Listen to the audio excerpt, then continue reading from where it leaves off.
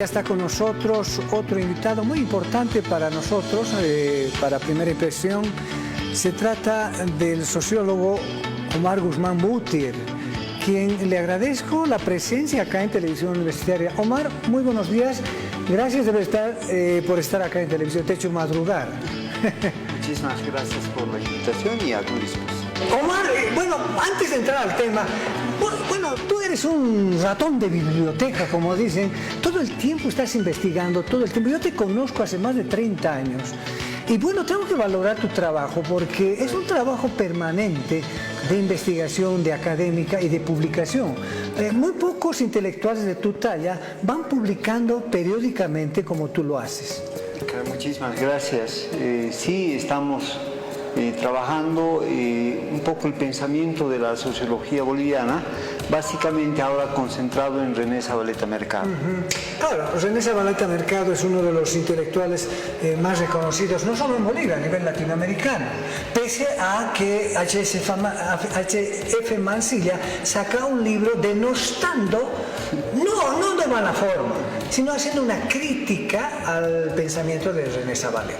Sí, yo creo que Zavaleta Mercado es un personaje polémico, pero como intelectual creo que más allá de su trayectoria política, como intelectual creo que ha aportado muchas luces y lo más importante que destaco es que ha dado o ha dejado muchas hipótesis de trabajo que actualmente a la investigación de las ciencias sociales le haría mucho bien retomar. Ahora, ¿por qué? Bueno, quiero empezar con el tema de Zavaleta, porque Zavaleta Mercado mucho se ha preocupado y él ha conceptualizado lo nacional popular. Y cuando emerge el movimiento al socialismo, precisamente emerge bajo esa premisa de lo que es lo nacional popular, el pacto de unidad, el tema de la emergencia de los movimientos sociales en, si quieres, detrimento del movimiento obrero, porque hay un momento tan fuerte cuando emerge el neoliberalismo, el movimiento obrero prácticamente desaparece, es pulverizado por el neoliberalismo y empieza a emerger como digamos, sujeto colectivo los movimientos sociales que le dan fuerza al primer gobierno de Evo Morales. Se crea se realiza la constitución política del Estado y ahí se forma el instrumento. ¿Qué está pasando, Omar, hoy en día cuando el instrumento de los sectores, digamos, populares, lo nacional popular, se va diluyendo como una gelatina, está por ahí, pero parece que los liderazgos de Evo Morales y de Luis Arce Catacora están hegemonizando y están convirtiendo al instrumento popular en nada? Yo creo que deberíamos asumir la siguiente perspectiva para analizar este fenómeno que tú acabas de señalar. Creo que hay una primera perspectiva que nos podría hablar de una historia larga que arranca desde poco menos el inicio de la colonia y que finalmente tiene su remate fuerte el 2006 con la asunción de Evo Morales al gobierno. Esta es una historia larga de acumulación de demandas étnicas, culturales, sociales, económicas, etc.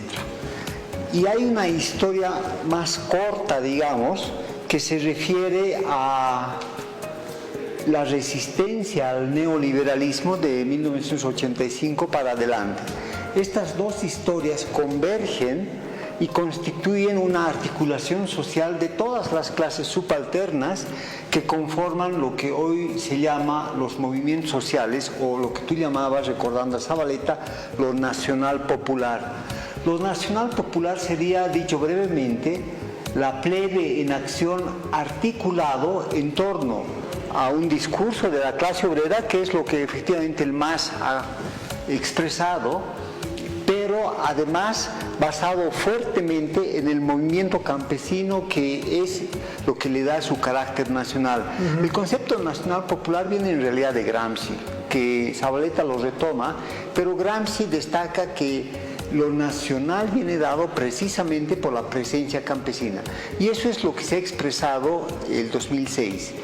Del 2006 al 2024 lo que hemos vivido es un proceso inicial de agregación, de acumulación histórica, y ahora estamos viviendo un proceso de desagregación, de difuminación de ese movimiento social fuerte. Me parece que en el interín, y la pregunta está, ¿qué es lo que ha pasado en el interín? ¿Por qué se ha desagregado? ¿Por qué esa fuerza histórica tan grande se ha difuminado? ¿Por qué ha caído presa en liderazgos efímeros como el de Evo Morales y el de Luis Arce? Yo creo que la pregunta es, ¿qué ha pasado en ese interín del 2006 al 2024 para que esto haga aguas? Ahora, bueno, hay bastantes elementos para poder considerar lo que ha pasado del 2006 al 2024. Es decir, primero, la emergencia muy fuerte de los liderazgos mesiánicos. Evo Morales se ha convertido en un líder muy popular, un líder carismático muy fuerte, y ha hegemonizado precisamente la toma de decisiones. Es decir, aparentemente en el discurso decía, estoy gobernando obedeciendo al pueblo, cuando él no gobernaba obedeciendo al pueblo, ¿no? Decía, bueno, le metemos nomás. Entonces, ¿qué es lo que sucede? ¿Por qué las instituciones populares, las SUCB, las Bartolinas, las SIDOB, van, digamos, partiéndose en dos facciones, que ahora Luis Arce Catacora va catalizando y potenciándose? Yo creo que en este interín que tú bien señalabas, podríamos destacar tres elementos. Uno, que el MAS desde sus inicios ha impulsado hasta hoy en día un proceso de cooptación de las direcciones sindicales llamadas movimientos sociales. Por cooptación hay que entender la prebendalización y la corrupción del sindicalismo. Pago de plata, construcciones de sindicatos, regalo de autos, todo eso. Exactamente. Tanto Morales como Arce siguen esta práctica de cooptación y de corrupción. Ha impulsado eventualmente la división de las organizaciones sociales o sindicales.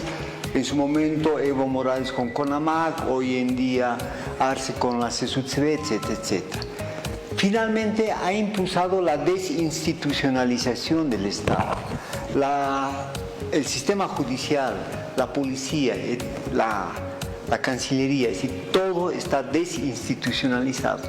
Nadie realmente va a creer que en Bolivia exista independencia de poderes, o nadie va a dudar que en Bolivia la corrupción en la institución policial sea una de las más elevadas en el continente.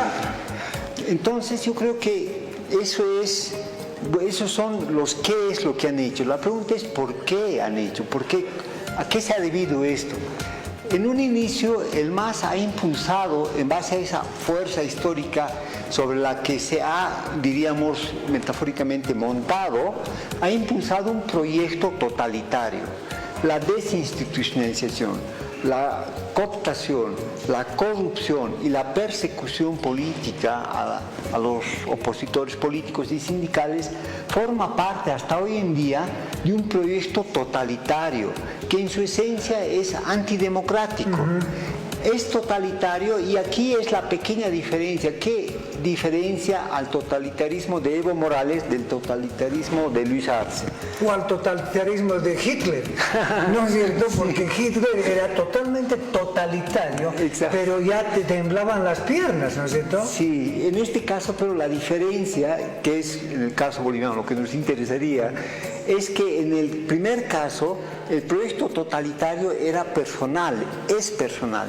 Es Evo Morales como proyecto totalitario. Claro. En este segundo caso de Luis Arce, el proyecto totalitario es grupal. Es el esquema de gobierno, el esquema totalitario, no tanto la persona, sino son Castillo, son todos, es Lima. Ahora son totalitarios. Para aclarar la situación, o sea, esta visión de desinstitucionalizar un Estado democrático lo vuelve totalitario, si quieres, tanto a Evo Morales como a Luis Arce Catacora, porque están penetradas, la policía está penetrada por la corrupción, por el tema del narcotráfico, las instituciones de justicia están penetradas por coimas, por cargos, por pegas. O sea, hay una servidumbre, si quieres, al gobierno. Pero esto es parte de una estrategia precisamente para, como si quieres en Venezuela, desinstitucionalizar todo, aparece el líder totalitario o líder carismático y bueno, toma las decisiones que quiere. Sí, efectivamente, el totalitarismo anula las independencias de poderes y el totalitarismo constituye como eje central de decisiones al Ejecutivo, que es lo que está pasando en Bolivia que hace 15 años.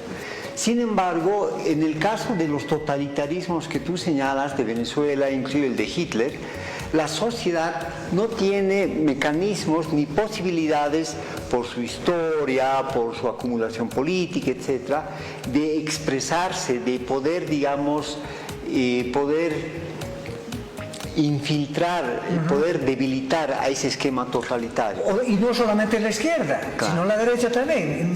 Nayib Bukele está haciendo lo mismo, pero desde el punto de vista de la derecha, ¿no es cierto? O Ortega, que está tirando tiros ahí a los universitarios. Sí, exactamente. En el caso boliviano, pero, esta sociedad rebelde desde siempre. Recordemos que durante la Guerra de la Independencia de 1809 a 1825 han habido más o menos 100 republiquetas en el Alto Perú. Pero claro que... Aquí hay una ingobernabilidad desde siempre. Permíteme este detalle, durante las épocas gloriosas que ya pasó, por supuesto, de la clase obrera, del proletariado minero, las minas eran efectivamente territorios libres. Durante los años 60 de la guerra de la guerrilla del Che, de Teo Ponte, las universidades eran llamados territorios libres.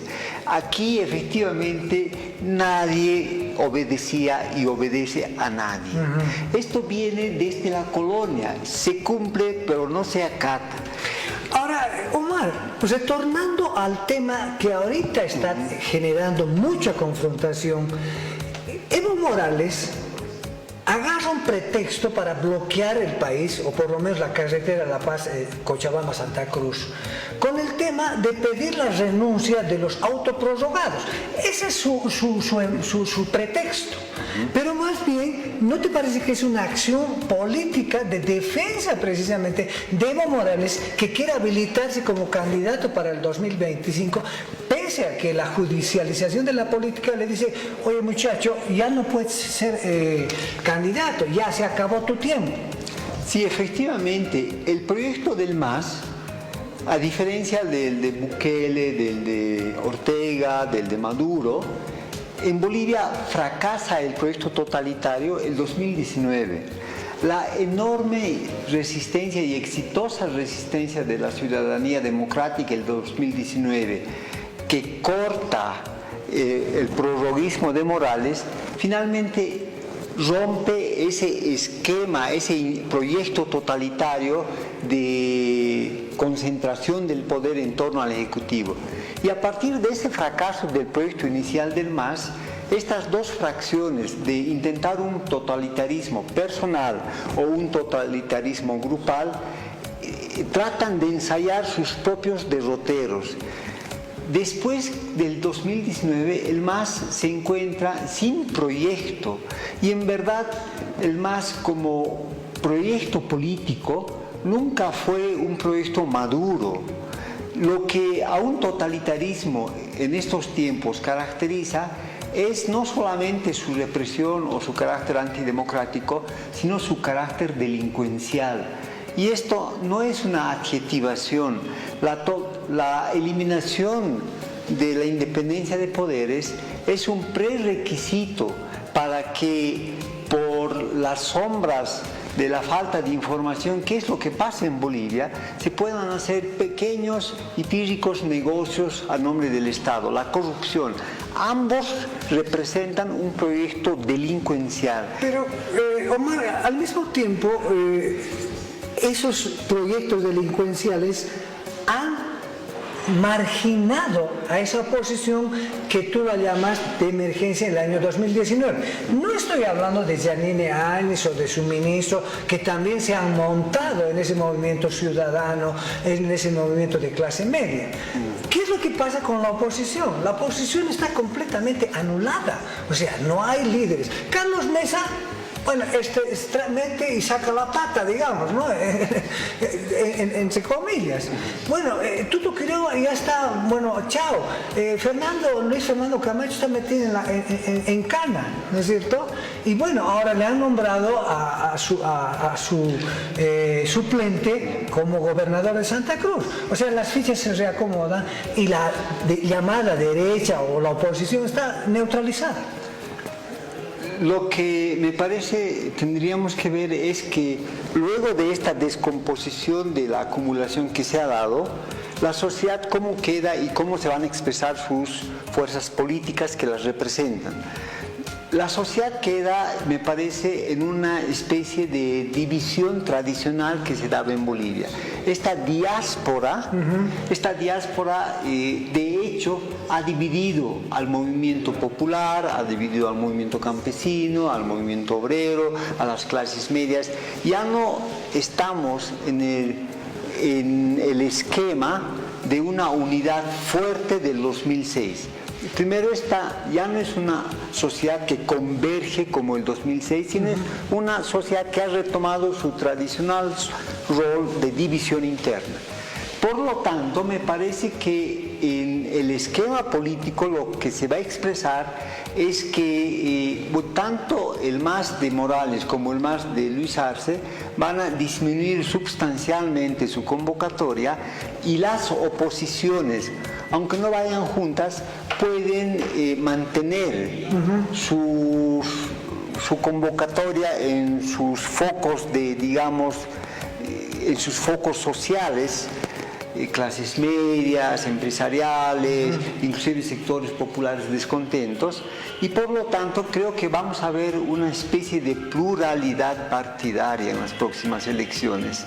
No creo que se repite el esquema de oposición y oficialismo porque la sociedad misma ya está dividida. O sea, esa pluralidad de oposiciones, esas diásporas que emergen con mucha fuerza, no encuentran un horizonte. Algo similar pasó en la Argentina con Javier Milei. O sea, la gente estaba cabreada, no tanto sino de ese sistema dictatorial, político, ¿no? En el cual marginaba la participación de los sectores populares. Bueno, pero ¿qué es lo que pasa en Bolivia? Es decir, va a ser muy complicado poder unificar esos elementos con un nuevo liderazgo. Esa ola de liberalismo que está en boga en la Argentina trata de contagiar en Bolivia, pero no jala el liberalismo en Bolivia. Sí, el proyecto liberal de Milei en la Argentina, para muy rápidamente, digamos, caracterizarlo y ver su viabilidad en el caso nuestro, es un proyecto que de hecho en este primer mes y medio ha dado muchísimos pasos hacia atrás. El proyecto de decreto que lanzó para reformar al Estado ha sido frenado por su sistema judicial. La ley Ómnibus, ¿no? La ley Ómnibus ha sacado algo así como 319 artículos del proyecto inicial, el resto han sido reformados, es decir, Milei de la campaña electoral ya no es el Milei de hoy. Ya no es viva la libertad, carajo, viva la libertad, nomás ya está, ¿no? Y lo que pasa es que Milei no está cambiando a la Argentina, sino la Argentina le está cambiando a Milei. Me parece que los límites de un proyecto liberal en América Latina, en el caso de Milei, quedan expresados como inviables en su sentido ortodoxo. En el caso boliviano, efectivamente, un proyecto liberal es poco previsible en esos términos. Yo creo que lo que va a pasar es que una convocatoria democrática nacional, no totalitaria, sino democrática nacional en el sentido del respeto a la división de poderes, del respeto a la meritocracia en las instituciones estatales y finalmente el respeto a la iniciativa privada en el ámbito de la economía, ese discurso democrático nacional es el que va a convocar. Sectores que han apoyado, sectores empresariales que han apoyado al MAS y que apoyan hoy, como los transportistas, como los pequeños empresarios, como las pymes, probablemente piensen 5 veces antes de votar, ya sea por Arce o por Morales. Maestro, quiero agradecer la presencia acá, nos hemos hecho madrugar, excelente el análisis. Omar, muchísimas gracias. Muchísimas gracias por la invitación. Bien, hemos estado conversando con Omar Guzmán Boutier, él es sociólogo, académico, y bueno, lo vamos a seguir invitando porque es importante la discusión.